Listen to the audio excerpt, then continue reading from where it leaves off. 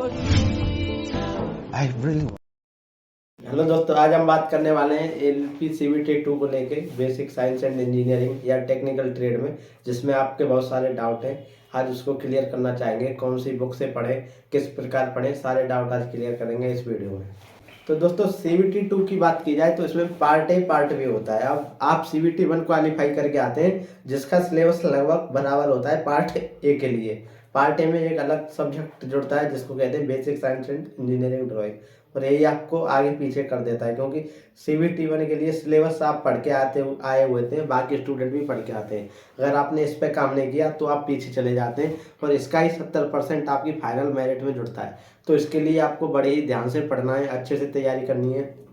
Science में numerical portion आपको देखने को मिलता है, केमिस्ट्री से भी आपको क्वेश्चन देखने को मिलते हैं, पीरियोडिक टेबल हुई या बाकी भी हुई। और उसके बाद बात की जाए तो इंजीनियरिंग ड्राइंग, जो कि आईटीआई में भी थोड़ा बहुत होता होगा अगर आपकी ट्रेड में होगा तो। उसके बाद बात की जाए डिप्लोमा में, ये मैकेनिकल ब्रांच में इंजीनियरिंग ड्राइंग होता है, और इलेक्ट्रॉनिक्स में भी होता है फर्स्ट ईयर में। उसके बाद बात करें तो बीटेक में भी इंजीनियरिंग ड्राइंग आपको देखने को मिलती है।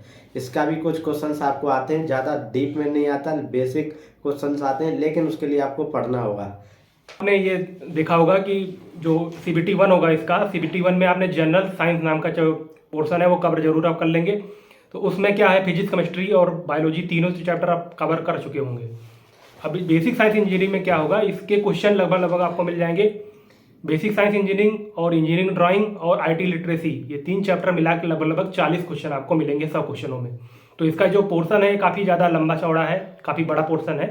तो बेसिक साइंस इंजीनियरिंग में केवल फिजिक्स है, और फिजिक्स के कुछ लगभग मान के चलिए 7 या 8 चैप्टर ऐसे हैं जो पूछे जाते हैं।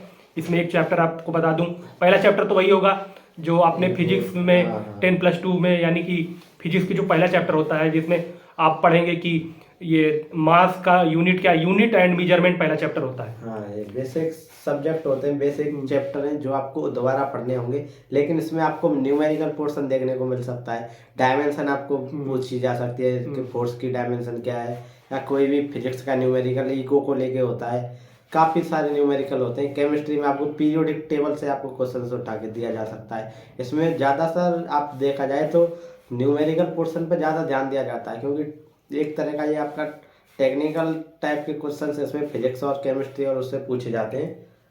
और इसमें एक चैप्टर आप पढ़ेंगे जिसका नाम है वेट एंड फोर्स, जिसमें भार और बल आप कहते हैं। जिसमें आप देख लीजिए कि कोई भी इंसान है वो अपने सर के ऊपर कुछ लोड, जैसे कुली होते हैं, कुछ लोड रखे हुए हैं, ये इतनी गति से चल रहे हैं, तो उनके द्वारा कितना वेट अप्लाई किया जा रहा है, इस तरह के क्वेश्चन आपको मिलेंगे। इसी प्रकार के क्वेश्चन आपको देखने को मिलेंगे। इसके बाद इंजीनियरिंग ड्राइंग में आपको आता है पेंसिल्स को लेके डिफरेंट टाइप की लाइंस होती हैं, वो सब देखने को। और ये सब आपको मिलेगा कहाँ से, आपको ये इसके लिए पढ़ना पड़ेगा। इंजीनियरिंग ड्राइंग इसको आप हल्के में नहीं ले सकते, क्योंकि मेरिट डिसाइडेड पोर्शन है ये। इसके लिए आपको अच्छी सी बुक्स लेनी पड़ेंगी, स्टैंडर्ड बुक लेनी पड़ेंगी। और मैं रिकमेंड करूँगा आप यूथ कंपटीशन की प्रीवियस ईयर बुक जरूर लें, ये वाली जो आप देख रहे हैं। उसके बाद आप ले सकते हैं दी प्लेटफॉर्म की बुक आती है इसके लिए, दिशा की भी बुक आती है। जो भी आपके पास इनमें से कोई भी एक बुक अगर अवेलेबल हो जाती है तो लीजिए। और इनमें से यूथ कंपटीशन की मस्ट बुक है, क्योंकि उसमें प्रीवियस ईयर क्वेश्चन है, और प्रीवियस ईयर क्वेश्चन लगाना बहुत ही कंपलसरी है। आपको उससे आइडिया होगा क्वेश्चंस का, और न्यूमेरिकल किस प्रकार के पूछे जाते हैं और किस प्रकार से आपको सॉल्व करना है। क्योंकि ज़्यादा टाइम भी नहीं देना है हमें इसमें भी, ये भी देखना है, क्योंकि स्टूडेंट ज़्यादा टाइम देने के चक्कर में बाकी के क्वेश्चंस को टाइम नहीं दे पाता है न्यूमेरिकल के चक्कर में। इसलिए भी कुछ न्यूमेरिकल जानबूझ के ऐसे रखे जाते हैं जो टाइम कंज्यूमिंग होते हैं। उसको अगर नहीं आता है तो स्किप करके आगे बढ़ना है, उसके बारे में हम आगे बताते रहेंगे एग्जाम से पहले। और अब बात की जाए बेसिक साइंस एंड इंजीनियरिंग, और ये साइंस आप यहाँ से पढ़ लेंगे। और यूट्यूब पे आप ऑनलाइन कोई भी प्लेटफॉर्म जाके देख सकते हैं जो अच्छा पढ़ाते हैं। काफ़ी अच्छे आपको लेक्चर देखने को मिल रहे हैं आजकल, जो कि अच्छा पढ़ा रहे हैं। और उसके बाद बात की जाए तो टेक्निकल एग्जाम को लेकर पार्ट बी की। दोस्तों, इसी से आपका एक्सटेंडेड वर्जन जो होगा वो जो पार्ट बी होगा, जिसका नाम है टेक्निकल का जो एबिलिटी का टेस्ट होगा। तो इससे आपको फायदा इस तरह से मिल सकता है, जैसे बहुत से लोग होंगे 10+2 से रहेंगे, यानी टेक्नीशियन की पोस्ट के लिए वो देंगे पेपर, तो उनको ये फायदा मिल जाएगा कि वो एलिजिबल ही हुए हैं पीसीएम से, यानी कि फिजिक्स, केमिस्ट्री और मैथ, यानी फिजिक्स और मैथ के लिए ही वो एलिजिबल है, क्योंकि उन्होंने 10+2 ली थी।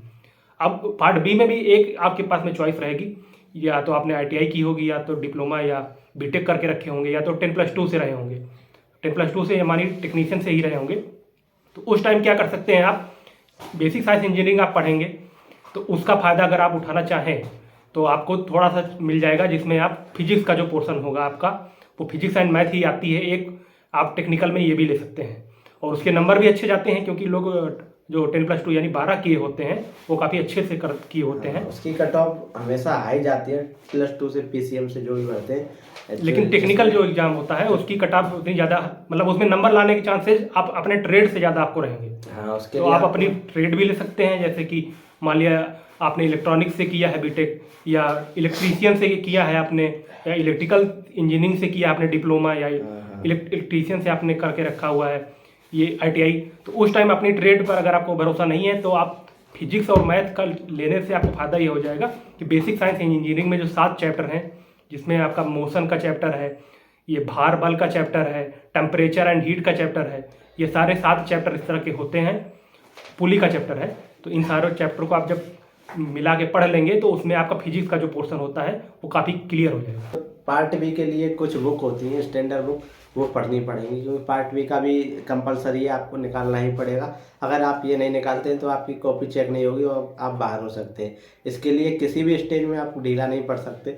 इसके लिए कुछ स्टैंडर्ड बुकें जो आप पूछ रहे हैं बार बार, मैंने जिससे तैयारी की, मेरी ट्रेड मैकेनिकल ब्रांच से मैं डिप्लोमा किया हूँ, तो इसलिए मैंने IC इंजन चुना था, क्योंकि मैंने वहाँ वो पहले भी पढ़ा हुआ था और थोड़ा इंटरेस्ट भी था। इसलिए अपना इंटरेस्ट की ओर जाएँ, ज़्यादा ये ना देखें कि इसका सिलेबस कम है या ज़्यादा है। जिसमें आपको इंटरेस्ट हो वो सब्जेक्ट चुने, जो आपका बैकग्राउंड हो वह चुने। इसके लिए मैंने डीजल मैकेनिक ट्रेड चुनी थी, उसमें IC इंजन का पूरा पोर्शन था। उसके लिए मैंने ये बुक ली थी, वॉल्यूम 1 और वॉल्यूम 2 आती है ये दी प्लेटफॉर्म की, ये बुक ली थी। उसके बाद यूथ कंपटीशन की बुक ले सकते हैं। और आप यूट्यूब पे, मैंने कोई भी इसके लिए बैच नहीं लिया था, यूट्यूब पे मैं फ्री में पढ़ाता। काफ़ी सारे टीचर्स पढ़ाते हैं फ्री में, जहाँ से आप स्टैंडर्ड एजुकेशन ले सकते हैं और एग्जाम को अच्छे से निकाल सकते हैं। दोस्तों पार्ट बी यानी टेक्निकल पोर्शन की और थोड़ी इसमें बात को जोड़ सकते हैं। तो बात ये है कि जैसे इसमें 75 क्वेश्चन आएंगे, और सबसे बड़ी बात ये है कि जब पार्ट ए और पार्ट बी का जो पेपर होगा वो टोटल आपका मिलाकर 2.5 घंटे का पेपर होगा, जिसमें आपको 90 मिनट इसमें मिलेंगे और साथ में करीब करीब उसमें आपको 1 घंटे का टाइम उसमें मिलेगा। तो उस तरह से आपका जो टोटल टाइम हो जाएगा वो 2.5 घंटे का हो जाएगा। अब 2.5 घंटे में आपको, पहले तो आप जब करेंगे तो 100 क्वेश्चन आपको 90 मिनट में करने होंगे। जब वो आप ख़त्म कर लेंगे तो लगभग आपको 1 या 2 मिनट का टाइम मिलता है। आप उसके बाद में उसको सबमिट करेंगे पार्ट ए को, और फिर पार्ट बी तुरंत चालू हो जाएगा। दोनों में आपको गैप नहीं मिलने वाला है, 1 या 2 मिनट का ही गैप मिलेगा। हाँ, लगातार चलता रहता है वो। तो उसके बाद में फिर आपको 75 क्वेश्चन मिलेंगे, 1 घंटे का टाइम मिलेगा।